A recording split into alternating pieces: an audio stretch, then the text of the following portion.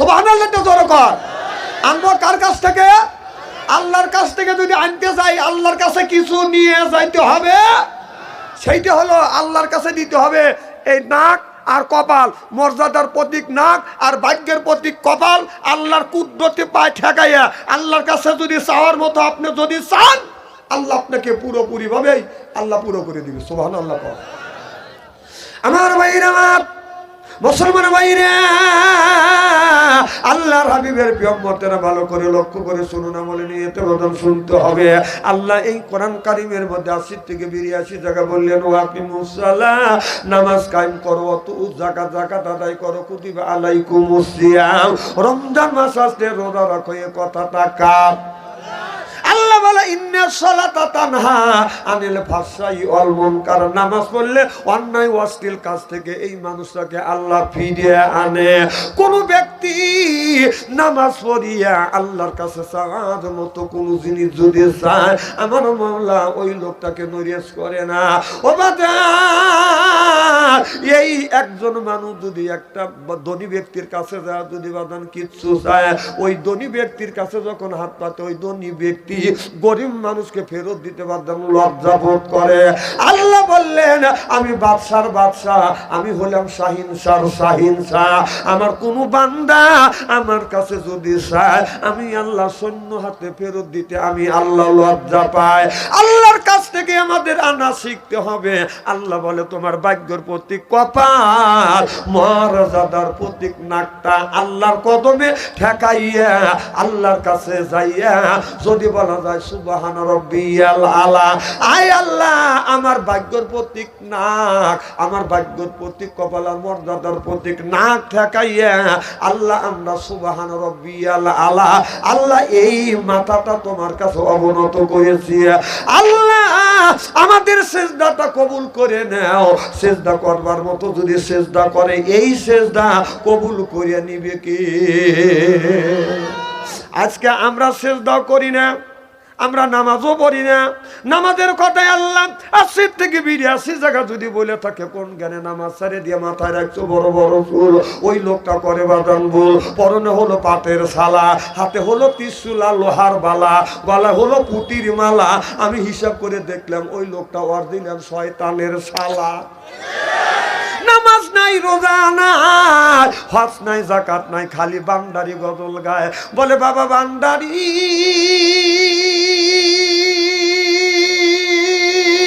এই আলিফ লাম মিম ৩ হরফে ৩০ পারা কোরআন, তার ভিতরে বান্দারি কয় বাড়ি গাড়ি পাবি। ও যে বান্দারি করিলে দোয়া, যেথায় যাবা চাকরি পাবা, কাগজ কলম সেরাই বাবা করে মাস্টারি। বাবা দয়াল বান্দারি কাগজ কলম সেরাই বাবা করে মাস্টারি, কাগজ কলম সেরাই বাবা করে মাস্টারি। আমার দয়াল বান্দারি বাচু আনসারি কয় অল্প দিনে তোর কপালে গুড়ি রে, তোর দরকার ঠিক কিনা? বলি আল্লাহর বাংলাদেশ, শাহমুকদমের বাংলাদেশ, সৈয়দুল্লাহর বাংলাদেশ, খানজাহানের বাংলাদেশ। আল্লাহর ওলিরা জমিনের বুকে আছে, বুকের তাজা রক্ত বুলেঙ্কিতে করে দিয়ে এরপরে ইসলামের মাথাকে উড্ডিং করেছে। চিল্লে কোন ঠিক কিনা? বন্ডামি তারা করে নাই, কথা কোন না কে? এরা বন্ডামি করে নাই। আমাদের দেশে বন্ডামি করা হচ্ছে। যদি উচিত কথা বলি আর আগামী বছর আমাকে আনবে না, এটা আমি জানার পরেও আমার বলতেই হবে। এটা হলো আমার ইমানের দায়িত্ব। আগামীকাল অনেক মানুষ বাড়ির মসজিদ বাদ রেখে, বাড়িতে নামাজ পড়া বাদ রেখে, মসজিদে বাদ রেখে মাজারে যাবে। ওই মাজারে যারা আছে নিঃসন্দেহে তারা জিন্দা, যারা মাজারে আছে তারা নিঃসন্দেহে কি না? মাজারে যারা থাকে, যারা যে মাজারে যে শুয়ে আছে, যে ওলি শুয়ে আছে, নিঃসন্দেহে সে জিন্দা। কিন্তু যারা ওই দিন সিজদা দিবে যাবে মাজারে, ওরা ১ নম্বর বন্ড। বন্ড কতক্ষণ? ৩ লক্ষ জনগণ ঠিক কিনা? আল্লাহর কথা বলতে ভয় লাগে নাকি? খবরদার, আগামীকাল মাজারে যায় জানি মোমবাতি জ্বলাবেন না। কি ঠিক আছে তো? আগরবাতি জ্বলাবেন না, কারণ যে মানুষ মারা গেছে তার কবরের ভিতরে, তার কবরের উপরে আগরবাতি জ্বলান যাবে না, যাবে না, যাবে না। আর তার কাছে যায় কিছু চাওয়াও যাবে না।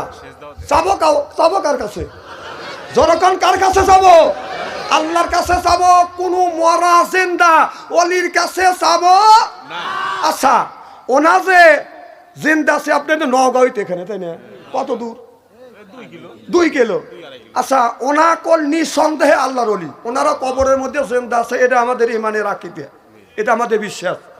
আচ্ছা, আপনি যে ওনার কাছে যা বেটা চাইবেন, টাকা চাইবেন, প্রেমিক চাইবেন, ভালো কথা চান।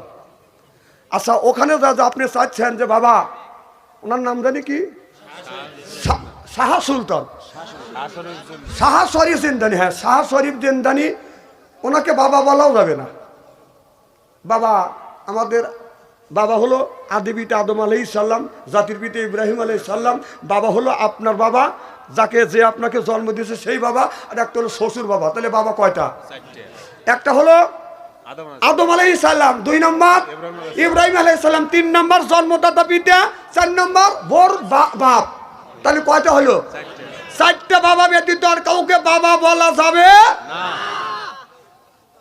ওই আল্লাহর ওলি যে শুয়ে আছে তাকে বাবা বলা যাবে কথা কয় না। আমি জানি যে আপনারা আমার বিপক্ষে রয়েছেন, এই জন্য কথাটা আমার বলা। যদিও কথাটা যদি কষ্ট হয়, তারপরেও আমার বলতে হবে, এটা হলো আমার ইমানের দায়িত্ব। তাহলে ওনার কাছে গেলেন, উনি নিঃসন্দেহে জিন্দা আছে। আপনি যা বলতেছেন, বাবা আপনি শুয়ে আছেন কবরের মধ্যে, আমার টাকা পয়সা নাই অথবা ছেলে নেই, আমাকে ছেলে দেন। আচ্ছা, ওই লোকটা ওই জায়গা ঘুমো আসে না জায়গায় আছে, আপনি কি জানেন? কথা কয় না, জানেন? তাহলে উনি যদি ঘুমোয়া থাকে তাহলে কথা বললেন, তাহলে ফায়ার মিস হয়ে গেল। উনি শুনলেও না, আপনাকে বেটাও দিল না, তখন আপনি বলবেন যে বাবার কোনো ক্ষমতা নাই।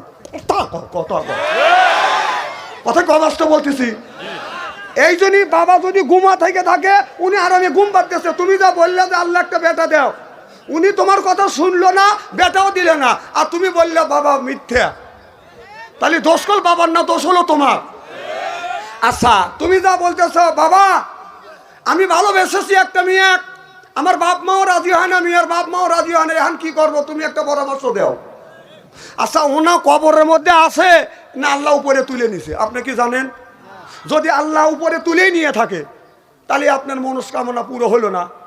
ওই মেয়ে ওই প্রেমিকে আপনি পাইলেন না, আপনি বললেন যে বাবার কাছে গেছিলাম, বাবা কিছুই দিবে ফেললো না, তাহলে বাবাকে আপনি মিথ্যে বললেন, তাহলে দোষ আপনার না বাবার? কথা কয় না, তাহলে নিজের দোষ। এই জন্যই তার কাছে কিছু যায় কিছু চাওয়া যাবে, তবে তার কবর জিয়ারত করাই 1বার না 200 কোটি বার জায়েজ আছে। সুবহানাল্লাহ, এটা জোরে কর। তা এই জন্য আমি বুঝলাম, ওখানে যা মোমবাতি দিবেন না, ওখানে যাওয়া যাবে না, ওখানে সেজদা দেওয়া যাবে না। সেজদার মালিক কে? আল্লাহ। জোরে কর সুবহানাল্লাহ। আমার ভাইরা, আমার মুসলমান ভাইরা, আল্লাহর হাবিবের প্রিয়মাতার ভালো করে লক্ষ্য করে শুনুন, আমলে নিয়ত বদন শুনতে হবে। আল্লাহ নবী আখিরি জামানার পয়গম্বর মুহাম্মদুর রাসূলুল্লাহ সাল্লাল্লাহু আলাইহি ওয়াসাল্লাম সাহাবী নিয়ে এরকম করে বদন আলোচনা করতেছে। করতে আমার নবী বলেন, সাহাবীরা রে, দাড়ি পাকা মানুষ, চুল পাকা মানুষ, বুড়া মানুষ আল্লাহর জান্নাতে কোনোদিন যাইতে পারবে না। এবার এই কথা তখন আমার নবী বলেছে, এক বৃদ্ধ সাহাবী দাড়ি পাকা মানুষ বসে বসে কান্দে। আল্লাহ নবী বলে, রে সাহাবী, কি জন্য তুমি কি কাঁদতেছো? সাহাবী বলে, ইয়া রাসূলুল্লাহ, ইয়া হাবিবাল্লাহ, আপনার কথা মিথ্যা হবে না। ও নবীজি, আপনি বলেছেন চুল পাকা মানুষ, দাড়ি পাকা মানুষ, বুড়া মানুষ আল্লাহর জান্নাতে যেতে পারবে না। ইয়া রাসূলুল্লাহ, ইয়া হাবিবাল্লাহ, আমি তো বুড়ো হয়ে গেছি, আপনার কথা সত্য, আমি তো জান্নাতে যেতে পারবো না। আল্লাহ নবী বলে, সাহাবী রে, আল্লাহ যদি এই মুহূর্তে তোমাকে জান্নাতে দেয়, তুমি কি জান্নাতে যেতে চাও? সাহাবী বলে, ইয়া রাসূলুল্লাহ, ইয়া হাবিবাল্লাহ, আল্লাহ যদি জান্নাতে দেয়, আমি জান্নাতে যাব। জান্নাতের জন্য তো আমি নামাজ পড়ি, জান্নাতে যাওয়ার জন্য তো আমি রোজা রাখি, জান্নাতে যাওয়ার জন্য তো আমি জিহাদের ময়দানে যাই, জান্নাতের যাওয়ার জন্যই তো আমি রমজান মাসে রোজা রাখি, আমি জান্নাতে যেতে চাই। আল্লাহ নবী বলে, সাহাবী, আল্লাহ তোমাকে তোমাকে জান্নাতে যদি দেয়, জান্নাতের মধ্যে তুমি কি চাও? সাহাবী বলে ইয়া রাসূলুল্লাহ, ইয়া হাবিবাল্লাহ, আল্লাহ যদি আমাকে জান্নাতে দেয়, আমি বুড়া মানুষ, আমার বুড়ো বয়সে আর বেশি কিছু আশা নাই। আল্লাহ যদি জান্নাতে দেয়, জান্নাতের মধ্যে যেন স্বর্ণের একটা বিল্ডিং দেয়। দেখেন বুড়ো মানুষের শখ কি, বেশি কিছু চায় না, স্বর্ণের বিল্ডিং। চালাক কি, আল্লাহ দিবেই। সুবহানাল্লাহ, সুবহানাল্লাহ। খুলে এলেই নাকি কর ও যখন করাই লাগবে 2-3 ঘন্টা, আজকে 2 ঘন্টায় কি 3 ঘন্টায় কি নাকি কর। যদি ফজরে নামাজ পড়ে যায় তাও মনে হয় আপনারা থাকবে। কিছু লোক বুকে থুতু লিখছে না, ইন্নে লিখলে পরে মারহাবা কর। আমার ভাইরা, আমার আল্লাহ নবী বললেন সাহাবী রে, আল্লাহ তোমাকে স্বর্ণের একটা বিল্ডিং দিবে, আর তুমি কি চাও? সাহাবী বলে ইয়া রাসূলুল্লাহ, ইয়া হাবিবাল্লাহ, খালি বিল্ডিং দিলে তো হবে না, আমি ওই ঘরের মধ্যে আমি কোথায় যাই, আমি শোবার জন্য আল্লাহ যেন একটা হীরা কাঞ্চ মুক্ত দিয়ে যেন একটা খাট দেয়। আল্লাহ